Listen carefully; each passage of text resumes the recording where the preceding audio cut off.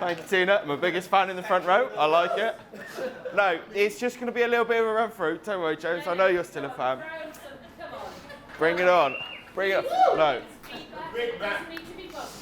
What we're going to do is just run through a day in the life of a larger portfolio. So this is kind of the day-to-day process, what would be done, where you can trip up, and what you need to do if you're going to self-manage your portfolio of properties. How many is that? Jack, that is I could tell you, I could list them off, but I'm afraid I'd have to kill you. No.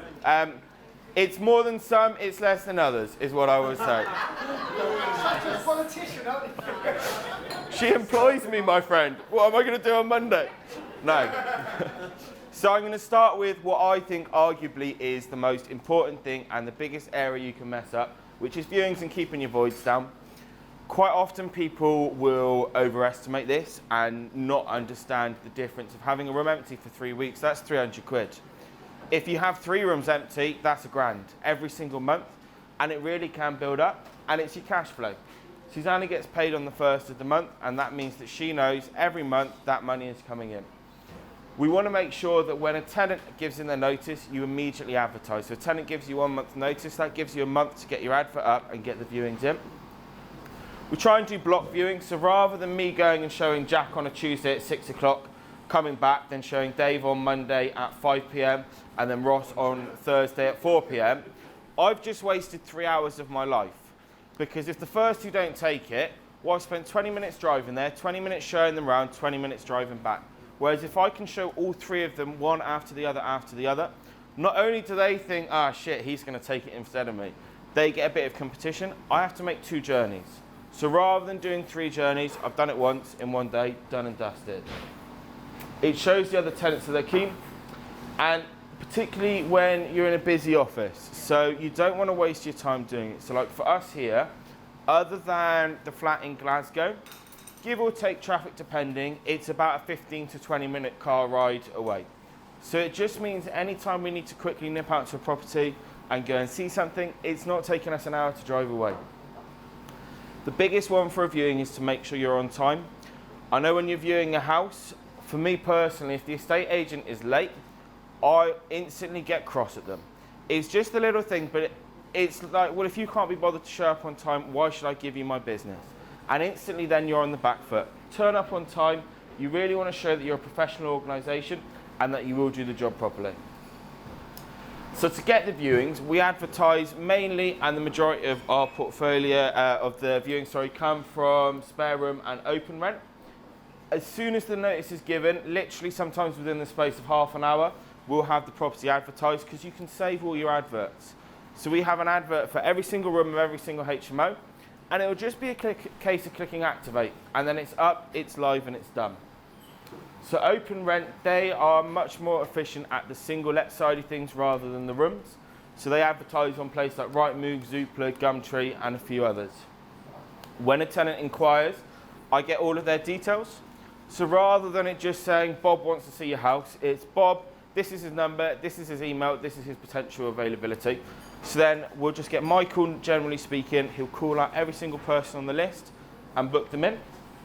Spare room have just changed slightly. I don't know those of you who use spare room. Previously, you could get people's phone numbers from the website. They are now trialling it so that the tenants do not put their number up. So it makes life slightly harder, but essentially all you have to do is go through and message every single person. Hey, have you seen the rooms I've got available? X, Y, and Z. If you're interested, send me a number or give me a call. This is my contact details. So it takes a little bit longer and it's a little less efficient, but it's still where the majority of people looking for a room in a HMO are going to find a place. That's what we found from our experience. So when you're doing a viewing, there's a lot you want to pick up on, both with the property that you're showing and also with the tenant. So which I actually found a little bit surprising when I first started, the checks that are done, they're not as strenuous as you would think. We get them to fill in all the forms, but it's not like they go through some vigorous process. We do a lot of it on gut instinct because I feel like when you meet someone for the first time, you can get quite a good gauge of what it is they're about as an individual and what they're doing. So we always try and, in the nicest possible way, judge a tenant when we're showing them a property. Do you know what I mean? Once in a blue moon, you get someone turn up and they're like, oh, I can't afford this rent. But generally speaking, they know what the property is about, they've seen the pictures, they know that they're a professional, they've seen how much the rent is, so they've kind of pre-vetted themselves, so to speak, before the initial period. Every so often someone will pull out of a room, but generally speaking it's for, so to speak, genuine reasons. So they might have been relocating to Bristol and something's fell through and they're not going to take it. We still keep the holding deposit because that's what it's there for, but we rarely get the problems. So I got two, one from James. Just in terms of advertising, do you advertise as a business or as an individual? Yes, so we are Bristol Quality Lettings. So that's who you come through to. Now, the reason is because it's easier, if I'm honest. So it's nicer for Susannah. So Susannah has a persona called Sue, which she will come in. So you guys, she's Susannah or Susie. If she's talking to a tenant and she wants to talk to them, she's Sue, and that's what she'll sign her emails off. Middle-aged lady Sue. It also means that people understand what they're getting into, because quite often if people are looking for a private landlord, like with Darren and Sheehan, it'll be a much more personal relationship. So I would speak to them as my landlord and landlady. Whereas with us, you'll speak to myself, you'll speak to Katie, you might speak to Julie, you might speak to Mikey. So because there's a variety of people and we've structured as a letting agency, it's easier to do it that way from the offset. And then we have, cool. It's another boundary. Yeah. So What do you recommend? when I'm Sue, Letting I agent, assume always. that they assume Yeah. that I work 20 hours a week as a nice little job. And that's how I write. So I will refer to the landlord. The landlord will not be happy if this was the case, therefore. Yeah. Because no one would ever think that Sue owns a property. When it's a company as well, just to what I'd recommend doing it that way, because you can fall back on policy. Yes, you can. Policy is an absolutely wonderful thing, because someone will try and take the mickey and it's just, sorry, I'm not allowed to do that, my boss will tell me off. This is how we structure it. So I will say that even if I've not spoken to Susannah and I just want that as an excuse, I say, I'm really sorry, but I'm not allowed to do that. This is our policy, this is what I have to follow. It just makes your life easy. If you're an individual landlord and you don't do that, you can blame it on insurance and mortgage, which change all Yeah. the time. There you go. And not Yeah. insured to do it on that basis. Yeah. So sorry. So, oh no, carry on. One more question. On spare room, Yeah. if you're doing it as a business, do you have to pay differently to So, HMO? we pay per advert. So we can have, I think we pay for 7 adverts. So we can have up to 7 adverts live at any one time. And so we can add as many as you want. You can have 1 advert if that's what needs to be. It's about 75 quid a year, I think. It's up to 10 now. Yeah, so depending on the busyness of what is needed for a viewing, generally speaking, it's quite quick, it's quite a quick turnover. But there's just a page, so at the top are your active ones, and at the bottom they're all deactivated, and you just click activate. And essentially it's the same things, you might have to change 1 or 2 details, but the general bulk of it, the description is there, the photos are there, so it makes your life a lot easier. The other blessing about doing a viewing is you can see the property, because quite often when you're doing a 3-month inspection, particularly with both sides of it, with a HMO when you've got messy tenants in, it's the little things. I don't want to go on a viewing and see someone else's dirty dishes or their pants drying on the radiator. That's just not what I want for a house I'm going to move into. I have a, you know what I mean, you have a higher sense of what it is you want to live in, and so that'll be an issue. You see that, you're booking an inspection straight away. Even with the single-let houses, generally speaking, we've got some lovely people who are more on the family side. We actually had a bunch of quite irritating tenants in a property who have been evicted, and they were just messy, they were just slobs. And you turn up and the house, to be quite frank, was just disgusting. And it's just like every single time we're going to put in an inspection, we're going to irritate you into doing and living in a professional standards. In an ideal world, we've got a lovely couple who live at a house, the case study, Challenge Avenue, you know, the one that Susannah does? That's rented out now. It's a mum and her 2 sons who live in there. They're no hassle. They came into the office to pick up her key the other day. She asked me how I was. We had a nice chat for 5 minutes. She went on her way. I won't speak to her for 2 months. Absolutely brilliant. They leave the house beautiful. Some people are horrible. So it really does depend on the tenant, but it's a great chance to have a look and have a nosy to keep them in line. So yeah, that's kind of what you're looking for when you're doing a viewing. You want to make sure the person's good and that the property's in a good condition. And then it's the paperwork side of it. Now, for me, I'm not an admin person. I never have been, I never will be. It's just not what I enjoy doing. Really? Indeed. So that is where things like a team do come into play, and it's not necessarily something that you have to employ someone for. Lots of people have employed VAs and things like that who live on the other side of the world. They'll do it for dirt cheap. But you want to make sure your paperwork's watertight. We have a folder on Google Drive for every single HMO. Within that HMO is room 1. In room 1, all of their paperwork is scanned in. Room 2, the same thing. So every room is done. Then there's general correspondence. So if a house is having an issue, like we had a house with bed bugs. So the correspondence, whack it in there. Everything that we do, if you put it into a folder, it just makes your life easier. Your mortgages, your insurance. And then when Susannah's in Bali and she wants to check up on us at 3 o'clock in the morning UK time, she does it on her phone. She doesn't have to ring someone, wake them up and cause an issue. She can do it from anywhere in the world. All new paperwork. Our lovely printer that we try and hide away just behind there. We scan it straight away, and it is a godsend because they bring in the paperwork, scanned in the file, and it's done. We've then got blue folders downstairs where we keep a physical copy as well, because it's one of those things. Digital copy is safer, but in this business, as you probably realise, Susannah's a paper person. She likes something written down as well, and so it works for her. So we have it to cater for all parties. It comes back to the wealth dynamic side of it. Some people digitalise, some people are paper copies. Check, check and double check. We're going to talk a bit more about the changes that have come into play tomorrow, but your paperwork really is the most important thing that you can do.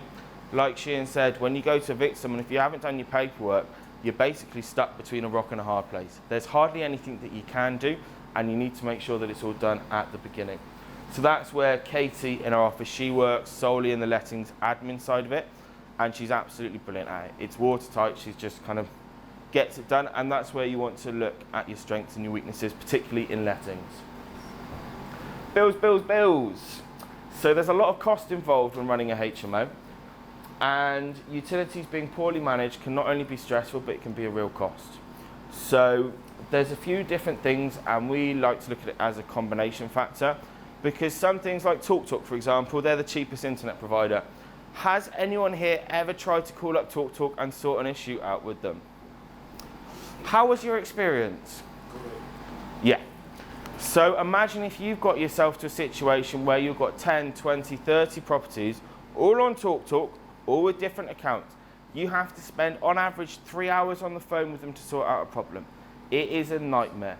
In terms of the cost for Susannah, she saves about £3 a month on the actual cost of the internet. The time that Katie would spend on the phone to TalkTalk, it outweighs that cost. So look for someone who's got the good customer service, but is a reasonable price. So on our internet, we're moving to Virgin from TalkTalk because of that reason. Yeah. Because we had, just talking about like utilities for the HMO, we had a bit of a nightmare, and we're actually currently with Utility Warehouse. I literally want to shoot Dreadful. myself in the head. Don't do it. Ovo are brilliant. Please, over to Josh. I've got that on my next slide, so I will go through that, don't worry. But what I would say is keep them well organised, particularly if you've just got your first one. It's a bit of a doddle. You've got, do you know what I mean? You've got OVO, one account with them. When you've got 5, in a few years' time, guys, honest to God, put them in a row, who your account is with, what you're paying, how much it is, because otherwise you have to do it. The other one, which we did, was when you were refinancing. Oh, yes. And me and Rachel, our bookkeeper, basically they wanted to show all the costs and which property they relate to. For a year. For a year. So do you know what that meant that we had to do? We had to print off a year's worth of bank statements. We had to go through and say, OVO Energy, this property. OVO Energy, that property. For a year. For an entire year. I had a lot of properties. Rachel had a tantrum. She did. Rachel, I've worked with her for years. I've Yeah, never seen her bad tempered. She had an official tantrum. It was very funny, but it's a little bit nerve-wracking. It's one of those things, it's a nightmare. It's better to be organised at the beginning than afterwards think, oh shit, I should have organised at the start. So who do you use then for like utilities? Utilities, OVO for gas and electric, water's your standard water, council tax is standard water. For internet, we are moving over to Virgin because we found that they've got the best combination of service for the tenants that we get the least complaints, and in terms of customer service, they're decent. No utility provider are good, but they are decent. So, over for gas and electric. So they've got a really nice online system as well, where you can log in and it's got all the properties down the side and you can see who's spending what and how much they're costing you. Water, obviously it's done by the council or the water company in that area. If you aren't on a water meter and you run a HMO, little word of advice, avoid it for as long as possible. Susannah's got 2 identical properties. They're literally 2 streets away. One of them's a water meter, one of them isn't. The one with a water meter is like £350, give or take a month. When, yeah, so it's like 3 times as much. So without a water meter is cheaper? No, without a water meter it's so much cheaper. You pay a flat rate every month. With a water meter, every millilitre you use, they measure. So when you've got 6 people having a shower in the morning, it soon adds up. So, keeping on top of costs, there's a limit of £75 per room in each house as a fair usage policy. Now again, this is something that's changing and could be contested in a court of law, but it's what we put in place just to kind of keep people on track and so they realise, and quite frankly, they don't take the mickey. So we have a look and we check because you go on viewing sometimes and the radiator's on full whack and the windows are open and you just think, oh great, cheers mate, thanks very much. Keeping on top of costs, rent increases. So it's something that is really quite useful. Now we'll go through it tomorrow about what you can charge and what you can't charge. But kind of, yeah, every year do a rent increase. It's a pay rise. Who doesn't want a pay rise every year? Cough, cough.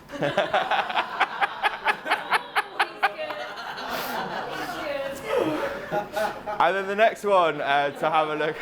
Genuinely, I was thinking about that yesterday. Genuinely. Well, happy days. I know why you said that now, but it's not actually giving you a pay rise, it's stopping you getting a pay rise. Oh. Yes, it is. Exact. But what you want is a pay rise. Exactly. No, but it is quite simply that. Mortgage costs are going up. If you're on a variable and everything like that, obviously look at fixing that side of it. But things do change. Costs do rise. 3%, even if you only get 1% as that as a little bonus, it's a night down the pub for some people. It's a holiday for other people. It's always worth it. And repairs can be a real nightmare. So you want to keep them as low as possible. It's something nobody particularly likes shopping around for quotes, but if it saves you 300 quid, it's worth an afternoon on the phone talking to tradespeople. And replacing things. So if you notice, if you look at any of Susannah's pictures, do you know the colours? You've got the duck egg blue and you've got that purple. They're in every single photo. I can go downstairs, I can get you purple blankets and purple cushions and purple candles. And the reason is everything is the same. Because when something goes wrong, it's not, ah crap, where did I buy this house from? Okay, let's go to Tesco's and buy microwave X. Let's go and buy this kettle. And it just makes your life easier. Repetition, it's the McDonald's strategy. And it just works. So we have a really cool system. So Joe is the in-house handyman. And basically we identify, can Joe do it? If not, what trade needs to do it? And so there's a spreadsheet. So Katie would put in X, Y, and Z needs fixing. Can Joe do it? Great, I'll put it on Joe's tab. Joe then goes in, has a look at his column and says, right, this is what I need to do this week. If Joe can't do it, it goes on to the other people tab and we'll get a plumber out to do something or an electrician. It just keeps the life simple. And then keeping the boundaries. Boundaries are a really important thing with tenants because ultimately they're not your friends, they're your tenants. It's very nice when things are going lovely and it's very nice when things are all happy and hunky-dory, but when shit hits the fan, they're going to come at you. They're going to be really cross, and so you want to have your boundaries in place. So their emergency isn't your emergency. It's a tough one. It took me a while to realise that, but ultimately what's going to happen, like I remember when these girls rang me up at 2 o'clock in the morning to tell me that their toilet was blocked. And I'm just there thinking, like, you've woken me up, what am I going to do? Are you going to die if you don't have your toilet fixed within the next 4 hours? No. I'll get a plumber out there first thing tomorrow, of course. But I'm not going to deal with it now, even though they wanted me to. What am I going to do, drive across with a plunger and toilet? No, that's not how it works. We get a plumber out the next day. Their emergency was not mine. Problem tenants do happen as well. It's not going to be that you're going to have an exclusive run where you're not going to have any problem tenants. If you're in it for the long haul, it will happen. I've had a situation where I've had to go to a house and there were 4 bedrooms and there are 8 cupboards in the kitchen. How would you divide those up, people? 8 cupboards in the kitchen and 4 bedrooms. How do you divide that up? That is what one lady in the house thought. We had a tenant move out and a new tenant move in 2 days later. The guy rings me up like, I'm really sorry, mate. I'm trying to put my stuff in this cupboard, but she won't let me do it. She's saying it's her cupboard. I had to physically drive at the age of 22 to Kingswood to tell a woman who was in her 40s that she had to share her cupboards. There was nothing she would do. I had to tell her. He has seen those films. 2 months later, though, she was evicted and she was gone. You want to nip a problem in the bud and always follow up a conversation had in person with an email. There's nothing worse than me and you having a chat in person and then 2 months down the line you try and say it was different. That's not how it works. I will email you and say, just to confirm our conversation today, blah, blah, blah, blah, blah, yours sincerely, Josh.